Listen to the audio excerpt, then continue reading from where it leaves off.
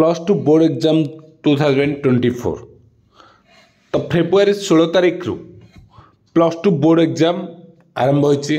तो प्रथम दिन साइंस पिला मानकर थिला MIL ओडिया।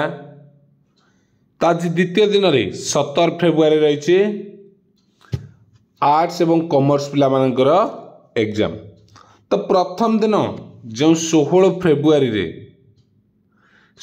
फेब्रुआरी प्रथम दिन 11 जन पिला फेल होती। तो केते जन ना 11 जन पिला फेल होती। तो किभली फेल होती देखंतु ना से 11 जन पिला देखो ये खबर कागज पृष्ठ रही +2 परीक्षा आरंभ नकल करी धरा पड़े 11 जन। तो आरंभ होती उच्च माध्यमिक शिक्षा परिषद CHSE द्वारा परिचालित युक्त 2 परीक्षा।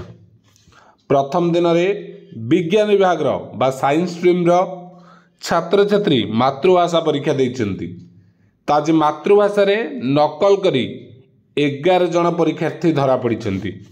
एमानक मध्य रहिछन्ति कोउटु कोउटु रहिछन्ति देखंतु संबलपुर जोन रहिछन्ति 9 जन थिबा बेले ब्रह्मपुर और बारिपदा जोन रु जणे लेखा रहिछन्ति। तो परीक्षा पूर्वाह्न 10टारू आरंभ होई अपराह्न 1टाय रे शेष होता। तो 3 घंटा थिला परीक्षा। तो से भली शनिवार कला एवं वाणिज्य आर्ट्स और कॉमर्स विभाग छात्र छात्री मातृभाषा परीक्षा देवे। तो मार्च 20 तारीख जाए चलिबो परीक्षा। परीक्षा पाई त्रिस्तरीय स्क्वाड एवं CCTV व्यवस्था करा जायछि। तो राज्य रे मोट 1160 केन्द्र रे चलित वर्ष 3,86,250 परीक्षार्थी परीक्षा देवे। से रेगुलर रे 3,60,000 198 एवं एक्स रेगुलर रे परीक्षार्थी 26,052 जन रही।